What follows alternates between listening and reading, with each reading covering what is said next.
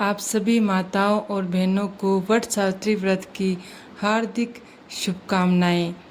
ये ऐसा व्रत है जिसका पालन प्रत्येक विवाहित स्त्री करती है अपने सौभाग्य और अपने पति की लंबी आयु और उसकी सुरक्षा के लिए। यह हमारी प्राचीन परंपरा में आने वाला एक अद्भुत, दिव्य और सशक्त व्रत है। तो चलिए इसी के उपलक्ष्य में आज हम वट सावित्री व्रत की कथा का श्रवण करते हैं। आज की वट सावित्री व्रत कथा आरंभ करते हैं। एक समय की बात है, मद्र साम्राज्य में एक बड़े ही धर्मनिष्ठ राजा राज्य करते थे। उनका नाम था अशुपति। भगवान की कृपा से उनके पास हर प्रकार का सुख, समृद्धि, ऐश्वर्य और स्वास्थ्य था, लेकिन फिर भी एक योग्य संतान की कमी थी।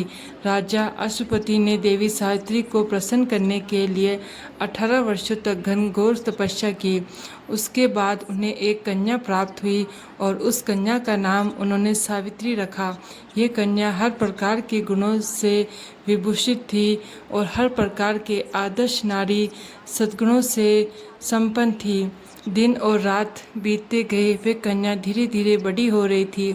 जब वे विवाह के योग्य हो गई तो राजा अशुपति ने उसके लिए एक सुयोग्य वर की खोज करना आरंभ कर दिया, लेकिन दुर्भाग्य से कोई भी ऐसा राजकुमार उन्हें नहीं मिल रहा था जो उनकी राजकुमारी सावित्री के सौंदर्य, बुद्धि और तर्क शक्ति के दुर्लभ योग के आगे खड़ा रह सके।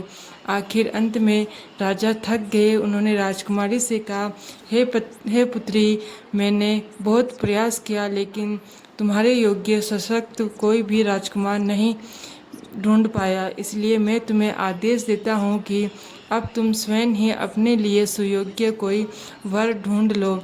ये सुनकर राजकुमारी सावित्री ने अपने पिता की आज्ञा को शिरोधार्य किया। उसके बाद उसने अनेक से राजकुमारों को परखा, लेकिन कोई भी उसके सद्गुण और शक्ति के सामने खरा नहीं उतर पाया। अब एक दिन सावित्री किसी वन या जंगल में से गुजर के जा रही थी और उसकी दृष्टि एक युवक पर पड़ी। उस युवक के अंदर न जाने ऐसा क्या था कि उसे देखते ही वे उसकी ओर आकर्षित होने लगी। ऐसा आकर्षण उसने पहले कभी भी अनुभव नहीं किया था। वो उस युवक के पास गई और उसने उस युवक से कहा कि वे एक राजकुमारी है, लेकिन वे अपने राजमहल का मार्ग भूल गई है। शीघ्र ही अंधेरा होने वाला है और इसलिए उसे कुछ सहायता चाहिए।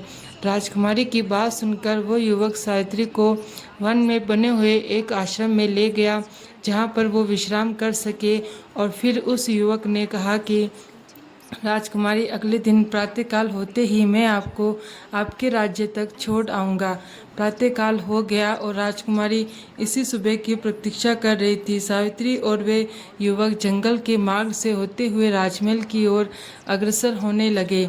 मार्ग में चलते हुए उस युवक ने राजकुमारी को उस रमणीय वन में रहने वाले अनेक जीवों और प्रकृति की सुंदरता का सुंदर दृश्य बताया, और वे किसी भी साधारण व्यक्ति की कल्पना से परे था। वास्तव में वे युवक राजकुमारी सावित्री को राजमहल की ओर तो ले जा रहा था, लेकिन वास्तव में उसके हृदय की ओर भी तीव्र गति से बढ़ा चला जा रहा था। आखिर अंत में वे दोनों उस वन से बाहर आ गए, जहाँ से राजकुमारी का राजमहल स्पष्ट रूप से दिखाई देने लगा। राजकुमारी के मन के सभी संशय समाप्त हो चुके थे। उसकी न केवल वन की यात्रा समाप्त हुई थी, अपितु अपने योग्य एक वर ढूंढने की यात्रा भी समाप्त हो चुकी थी। लेकिन यहाँ पर प्रश्न आता है कि आखिर वे युवक कौन था। तो देखिए, शाल्व राज्य के महान सम्राट का नाम था धूममत सेन। उनका राज्य हर प्रकार की सुख समृद्धि से फल फूला हुआ था। फलते फूलते उस साम्राज्य को ग्रहण उस समय लगा जब राजा धूम्रसेन की आंखें की दृष्टि जाने लगी। वे नेत्रहीन हो गए और इसी स्थिति का लाभ उठाते हुए उनके पड़ोसी राजाओं ने उन पर आक्रमण कर दिया, उनसे उनका राज्य छीन लिया। जब राजा ने यह सब देखा तो इस भौतिक जीवन की क्षीण भंगुरता पर चिंतन करते हुए उस राजा ने विचार किया कि अब उन्हें भोग मार्ग छोड़कर त्याग और तपस्या का मार्ग अपनाना चाहिए। और ऐसा सोचकर वे राजा अपनी पत्नी और पुत्र सत्यवान के साथ वन में एक कुटिया बनाकर रहने लगे। भगवान की प्रसन्नता हेतु कठोर तपस्या करने लगे और वे युवक ये वही सत्यवान था। सत्यवान कोई साधारण पुरुष नहीं था। देवता भी उसके गुणों का बखान करते थे। जब राजकुमारी ने राजमहल में प्रवेश किया तो उसने देखा कि उस समय नारद मुनि उनके महल में आए हुए थे। नारद मुनि राजकुमारी सावित्री के पिता राजा अश्वसेन के साथ कुछ वार्तालाप कर रहे थे और उनकी चर्चा का विषय भी सत्यवान ही था। नारद मुनि सत्यवान के गुणों का बखान राजा के समक्ष कर रहे थे और ये कहते हुए नारद मुनि ने कहा, हे राजन, सत्यवान के समान दूसरा कोई पुरुष इस सृष्टि में नहीं है। वे सूर्य के समान तेजस्वी और बृहस्पति के समान बुद्धिमान है। उसकी वीरता इंद्र के जैसी है और क्षमाशीलता पृथ्वी जैसी। वे राजा शिव के जैसा सत्यनिष्ठ है और राजा रति देवी की तरह दानवीर है। सुंदरता तो ऐसी है कि अश्विनी कुमार को भी लज्जा आ जाए। उसके गुणों की गणना करना मेरे लिए असंभव है, लेकिन जिस प्रकार चंद्रमा पर दाग होता है उसी प्रकार सत्यवान में भी एक कमी है जो उसे विवाह के योग्य नहीं बनाती है, और वह है उसकी अल्प आयु। विधि का विधान कुछ ऐसा है कि आज से 1 वर्ष बाद उसकी मृत्यु हो जाएगी और इसलिए कोई भी राजकुमारी या कोई भी कन्या उसके साथ विवाह करने के लिए तैयार नहीं हो रही। नारद मुनि की ये बात सुनकर राजकुमारी सावित्री ने कहा, हे मुनि श्रेष्ठ, विधि का विधान चाहे जो भी हो, मैंने अपने मन में सत्यवान को ही अपने पति के रूप में चुन लिया है। उसके अतिरिक्त मैं किसी और से विवाह नहीं करूंगी। जब महाराज अश्वसेन ने यह सुना तो अपनी पुत्री के भविष्य की चिंता करते हुए उन्होंने सावित्री से कहा, पुत्री, तुम फिर से एक बार सोच लो। ऐसा कठिन निर्णय लेना आवश्यक नहीं है। यह सुनकर सावित्री ने अपने पिता को भी तर्क समझाते हुए कहा कि हे पिताश्री, मनुष्य के जन्म क्रम और ईश्वर इच्छा पर निर्भर करते हैं, इसलिए मैं उन्हीं के साथ विवाह करना चाहती हूँ। महाराज अश्वसेन ने भी अपनी पुत्री के इस निर्णय को सम्मान दिया और अगले ही दिन सत्यवान के पिता से मिलने के लिए वन में गए। जब उनकी भेंट सत्यवान के पिता दुमसेन से हुई और उन्होंने अपनी पुत्री के विवाह का प्रस्ताव उनके समक्ष रखा तो वे अत्यंत प्रसन्न हो गए।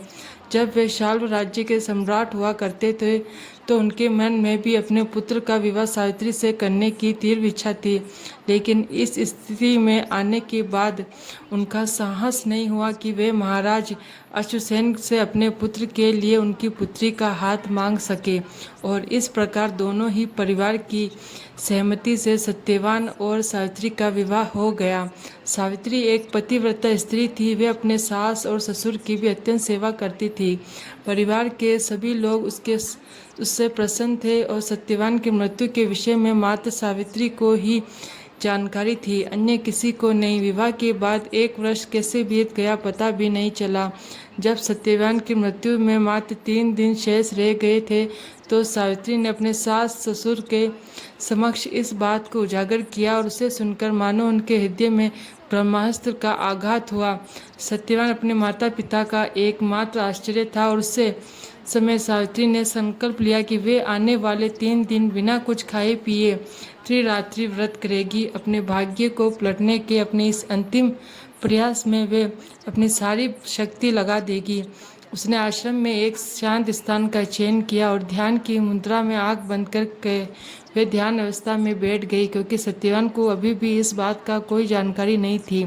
इसलिए उसे सावित्री की ऐसी अनोखी तपस्या का कारण समझ में नहीं आया। 3 दिन बाद सत्यवान हर बार की तरह वन में लकड़ी लाने के लिए निकला। सावित्री अपने ध्यान से बाहर आई और सत्यवान के साथ वन में चलने के लिए उठने का प्रयास किया, लेकिन 3 दिन तक एक ही मुद्रा में बैठने के कारण उसके पांव शून्य पड़ गए थे। किसी तरह वे सत्यवान का नाम पुकारते हुए उसके पीछे पीछे चलने लगी। एक एक क्षण सदियों के समान बीत रहा था और सत्यवान ये देखकर अत्यंत आश्चर्यचकित था कि आज सावित्री इतनी विचलित क्यों हो रही है। जब लकड़ी काटते हुए कुछ समय बीत गया तो सावित्री को लगा कि शायद भाग्य ने अपनी दिशा बदल ली है, लेकिन नहीं, ऐसा नहीं था। अचानक ही सत्यवान के मस्तक पर पसीने की बूंदें आने लगी। संपूर्ण शरीर कंपन होने लगा। उसके हृदय की धड़कनें तीव्र गति से बढ़ने लगी और उसी क्षण वह सावित्री की गोद में गिर पड़ा। उसने सावित्री से कहा कि उसे इतना भयंकर दर्द हो रहा है, उसे अनगिनत बाण उसके मस्तक को भेद रहे हो। सावित्री समझ गई थी कि अब सत्यवान का अंतिम समय आ गया और तभी उन दोनों को एक छाया ने ढक लिया। जब सावित्री ने पीछे मुड़कर देखा तो साक्षात यमराज जी वहां खड़े थे। सावित्री ने अपने दोनों हाथ जोड़कर बड़ी विनम्रता पूर्वक उनसे प्रश्न किया, हे यमराज, सामान्य रूप से तो यमदूत ही जीवात्माओं को यमपुरी ले जाने के लिए आते हैं, लेकिन आज आप स्वयं यहाँ पर कैसे पधारे? इसका उत्तर देते हुए यमराज जी ने कहा, हे सावित्री, क्योंकि सत्यवान एक धर्मपरायण व्यक्ति है, इसलिए मैं स्वयं उसे लेने आया हूँ।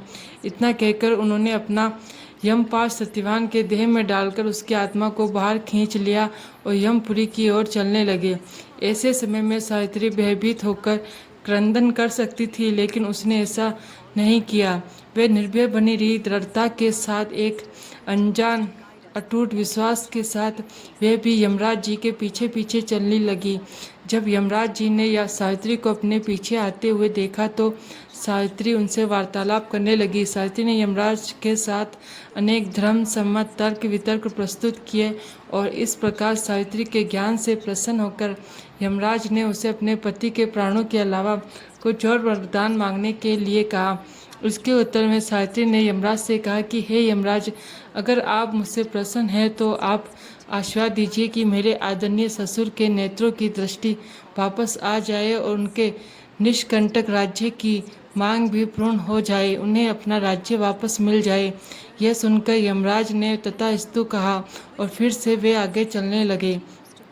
सावित्री अभी भी उनके पीछे पीछे चलने लगी, फिर भी से उनके साथ तर्क वितर्क करके उन्हें प्रसन्न करती रही। एक बार फिर से यमराज ने सावित्री से कहा, सावित्री, मैं तुम्हारी बुद्धि और ज्ञान से अत्यंत प्रसन्न हूँ, कुछ और भी वरदान मांगो।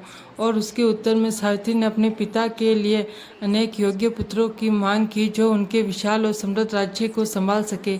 यमराज ने यह वरदान भी सावित्री को दे दिया और फिर से आगे चलने लगे, लेकिन फिर भी सावित्री उनके पीछे पीछे ही चल रही थी। यमराज जी ने बार बार सावित्री को वापस चले जाने के लिए कहा, लेकिन वे थी कि अपने पति के प्राणों को प्राप्त किए बिना जाना नहीं चाहती थी। एक बार फिर से उसने अपनी असाधारण तर्क शक्ति और बुद्धि शक्ति का प्रयोग करते हुए यमराज जी का हृदय जीत लिया। उस समय यमराज ने फिर एक बार सावित्री से कहा कि वे अपने पति के प्राणों के अलावा और कुछ भी मांग सकती है। और उस समय सावित्री ने यह वरदान मांगा कि हे यमराज, अगर आप मुझसे प्रसन्न हैं तो आप मुझे आशीर्वाद दीजिए कि मैं अपने पति सत्यवान के साथ 100 तेजस्वी पुत्रों की माता बनूं। और बिना एक क्षण की देरी किए यमराज ने यह वरदान भी उसे दे दिया। यमराज जी को इस बात का ध्यान नहीं रहा कि वे कौन सा वरदान दे रहे हैं, लेकिन सावित्री अप्रसन्न हो रही थी। वे अभी भी अपने सुंदर वाक्पटुता से यमराज जी को प्रसन्न कर रही थी और उस समय यमराज जी उसे चौथा वरदान देने से अपने आप को नहीं रोक पाए। और उस चौथे वरदान में सावित्री ने कहा, यमराज जी, क्योंकि आप मुझे सत्यवान से 100 पुत्र प्राप्त करने का वरदान दे चुके हैं, इसलिए चौथा वरदान में अपने पति के प्राण मांगती हूँ, क्योंकि अगर ऐसा ना हुआ तो आपका तीसरा वरदान भी निष्क्रिय हो जाएगा। और आखिरकार अब यमराज जी समझ गए कि आखिर सावित्री ने उन्हें अपने शब्दों के जाल में बांधकर सत्यवान का जीवन फिर से मांग लिया है। इस पृथ्वी के इतिहास में ऐसा पहली बार हुआ था कि किसी ने यमराज जी के निर्णय को पलट दिया हो, लेकिन यमराज जी भी सावित्री के इस पतिव्रत धर्म को देखकर अत्यंत प्रसन्न थे। इसलिए उन्होंने सत्यवान की आत्मा को अपने यमदंड से मुक्त कर दिया और सत्यवान फिर से जीवित हो उठा। मात्र इतना ही नहीं, यमराज ने सत्यवान को दीर्घ आयुष और यशस्वी सम्राट बनने का भी वरदान दिया। यमराज जी ने ऐसे दुर्लभ वरदान प्राप्त करके सावित्री अपने आश्रम में लौट आई। सावित्री को प्राप्त हुए वरदान के परिणाम स्वरूप राजा धूम्रसेन के नेत्रों की दृष्टि वापस आ चुकी थी। उन्होंने अपने पुत्र को जीवित देखा और वे अत्यंत प्रसन्न हुए। और फिर सावित्री ने वन में हुई सभी घटना का वर्णन उन्हें कह सुनाया और उसी क्षण गौतम ऋषि वहां पर आए। गौतम ऋषि ने आशीर्वाद देते हुए कहा कि जब तक सावित्री सत्यवान के साथ है, मृत्यु उसे स्पर्श भी नहीं कर सकती। और वे इस प्रकार पतिपरायण स्त्री ने अपने पति सत्यवान के प्राणों की रक्षा की और इसी कथा की स्मृति से प्रत्येक वर्ष विवाहित स्त्री अपने पति की लंबी आयु और अच्छे स्वास्थ्य की कामना करते हुए इस व्रत का पालन करती है। इस व्रत और उसकी कथा का उल्लेख हमें अपने पुराणों और महाभारत ग्रंथ में प्राप्त होता है। तो हमें आशा है कि आपको आज की ये वट सावित्री व्रत कथा अच्छी लगी होगी। इसका श्रवण करके आपके पतिव्रत धर्म और आज के वट सावित्री व्रत में आपकी निष्ठा में वृद्धि होगी। हमारे चैनल मंत्र पूजा को सब्सक्राइब करना ना भूलें। हरे कृष्णा।